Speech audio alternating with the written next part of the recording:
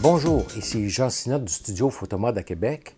Et non, je ne suis pas parti dans mon road trip là, dans l'Ouest canadien parce que là-bas, il y a des feux de forêt et j'ai vu plusieurs commentaires que le ciel était brumeux par moment. Donc, on a reporté à cet automne notre road trip. Alors, aujourd'hui, je vous présente une capsule vidéo sur la mise à jour des firmware des produits Godox. Tout d'abord, il faut dire que Godox vient de lancer un nouveau logiciel de mise à jour, soit le G3, qu'on va voir ensemble, qui enfin est pour le système Mac et disponible également pour Windows.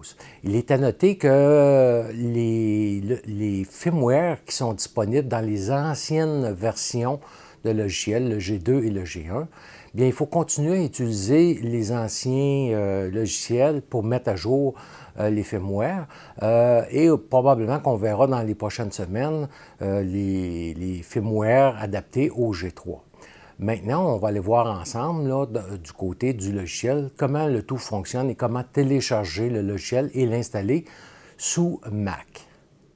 Alors, je vais ouvrir une page Internet et ici j'ai la page, le raccourci pour Godox, mais je vous mets l'adresse ici au bas de la page. Vous allez voir dans le haut à droite Download, téléchargement.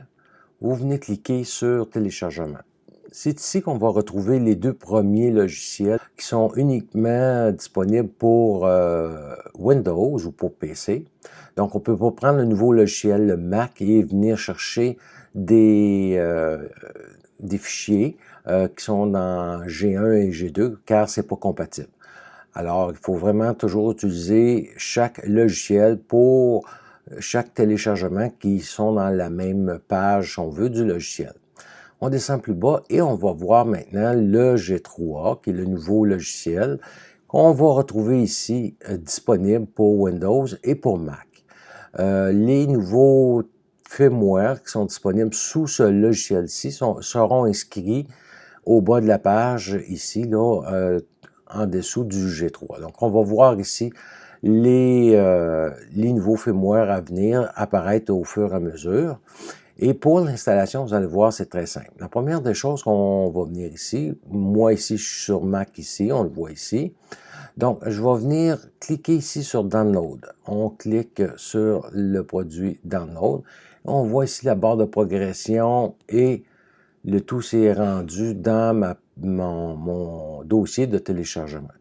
Donc, il s'est déjà téléchargé. Je vais venir tout simplement réduire ma fenêtre. Je viens chercher mon dossier d'installation qui est présentement compressé. Il suffit de le décompresser. On va cliquer 2 fois sur le fichier. Voilà. Et j'ai ici le dossier. On va ouvrir le dossier. Et vous allez voir qu'on va avoir une page ici d'explication qui est en chinois, mais si on descend à la deuxième page, ça va être ici indiqué en anglais. Mais vous allez voir, c'est très, très simple.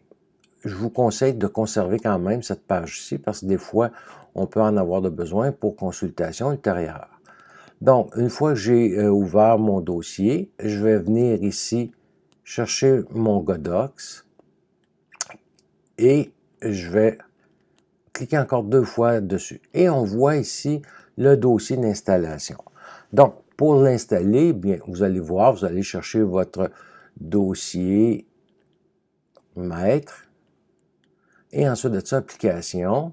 On clique sur application. Et vous allez voir que moi ici, là, il est déjà installé. La seule chose qu'on aura à faire, c'est de le prendre et venir le glisser ici à l'intérieur. Et à ce moment-là, il va s'installer. Une fois que c'est fait, lorsque vous allez l'ouvrir pour la première fois, dépendamment de la configuration de votre Mac, bien, il se peut que vous rencontrez un problème au niveau de la sécurité du Mac. Je vais vous démontrer de quelle façon régler ça. On va tout simplement à ce moment-là sur le menu Pomme en haut ici. On va venir cliquer sur Préférences système et vous allez aller après ça dans la sécurité confidentialité. Vous devriez remarquer sous l'onglet Général, ici, autoriser les applications téléchargées de. Comme moi, c'est uniquement Mac, Apple Store et développeurs identifiés. Donc, pour venir modifier, qu'est-ce qu'on fait? On va cliquer sur le cadenas et je vais tout simplement inscrire mon mot de passe. Et après ça, je vais venir ici cliquer n'importe où. Donc, on voit ici que ça dit que ça va être autorisé de n'importe où. Et on va voir ici que le logiciel G3 veut s'ouvrir. On peut l'ouvrir. Et une fois qu'il est ouvert, bien, on vient remettre les paramètres de départ et on clique de nouveau sur le petit cadenas pour vraiment bien verrouiller l'accès à la sécurité et confidentialité. Une fois que c'est fait, bien à ce moment-là, vous allez voir, je vais ouvrir le dossier Godox et voilà. Là, vous allez voir au tout début ici, vous avez cet écran chinois, donc c'est ici qu'on va venir sélectionner anglais. Par la suite, qu'est-ce qui est important à faire, c'est que pour chaque produit Godox, lorsque vous faites la mise à jour du firmware, il faut enlever la pile. Exemple, le AD400 Pro, bien, je vais enlever sa pile. Si j'ai le X Pro, j'enlève les piles également. Et par la suite, ça nous prend un fil USB-C qu'on va venir brancher dans l'ordinateur et relié au flash. Comme vous voyez à l'écran en petit aparté, je branche maintenant mon flash AD400 Pro. Et voilà, on vient de voir à l'écran qu'il était reconnu, Device Connected, ça veut dire que le produit a été bien connecté. Et maintenant, il est prêt pour la mise à jour. Donc, il faut aller chercher la mise à jour du logiciel comme tel. On retourne sur la page Godox et on va voir ici AD400 Pro. Donc, AD400 Pro, on voit la petite flèche pour télécharger. Donc, je vais cliquer dessus. On voit ici dans mon dossier téléchargement que la mise à jour, le dossier de mise à jour a bien été téléchargé. Je peux maintenant fermer cette page-ci et on va venir extraire le fichier qui est à l'intérieur. Voilà.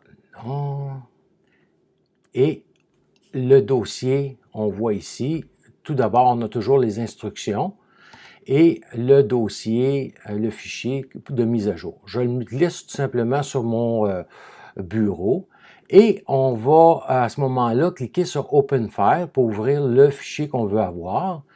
Et je vais venir, on le voit ici, le AD400 Pro. Je clique dessus et je clique sur Ouvrir. Je clique sur Update. Voilà, on voit la barre de progression. Une fois que c'est terminé, bien, il va nous confirmer que la mise à jour a bien et bien été faite. Ça ne devrait pas être long. Voilà, Update Device Success, ça veut dire que le firmware du produit a bel et bien été mis à jour. Et on a tout simplement à ce moment-là à venir fermer tout ça et déconnecter notre flash.